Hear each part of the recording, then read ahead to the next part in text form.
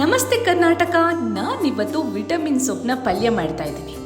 ಇದನ್ನ ಚಕ್ರಮುನಿ ಸೊಪ್ಪು ಅಂತಾನೂ ಕರೀತಾರೆ. ಇದು ಹೆಚ್ಚಾಗಿ ಹಳ್ಳಿ ಕಡೆ ಸಿಗತ್ತೆ. ನಾರ್ಮಲ್ ಆಗಿ ಹೇಗೆ ಪಲ್ಯ ಮಾಡ್ತೀವೋ ಅದೇ ತರ ಈ ಪಲ್ಯ ಕೂಡ ಮಾಡೋದು.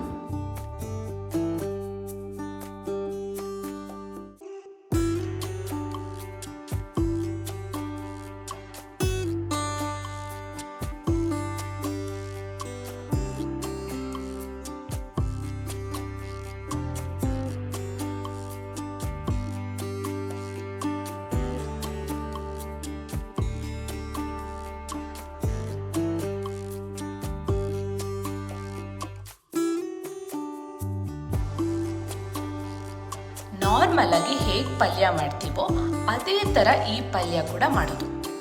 ಇದರಲ್ಲಿ ವಿಟಮಿನ್ ಎ, ಬಿ, ಸಿ ಮತ್ತು ಕೆ ಹೆಚ್ಚಾಗಿರುತ್ತೆ. ದೇಹದಲ್ಲಿನ ಜೀವಕೋಶಗಳ ಅಭಿವೃದ್ಧಿಗೆ, ಸ್ನಾಯುಗಳ ರಚನೆ ಮತ್ತು ಬೆಳವಣಿಗೆಗೆ, ಹಾಗೆ ರೋಗ ನಿರೋಧಕ ಶಕ್ತಿ ಹೆಚ್ಚಿಸೋದಕ್ಕೆ ಉತ್ತಮವಾದಂತಹ ಮೂಲಿಕೆಯಾಗಿದೆ. ನಿಮಗೂ ವಿಟಮಿನ್ ಸೊಪ್ಪು ಸಿಕ್ಕಿದ್ರೆ ಪಲ್ಯ ಮಾಡಿ ತಿನ್ನೋದನ್ನ ಮರಿಬೇಡಿ. ಮತ್ತೆ ಇನ್ನೊಂದು ವಿಡಿಯೋದ ಮೂಲಕ ಸಿಗೋಣ. ಅಲ್ಲಿವರೆಗೂ ನಮ್ಮ ಚಾನೆಲ್ನ ಸಬ್ಸ್ಕ್ರೈಬ್ ಮಾಡಿ. ನಮಸ್ಕಾರ.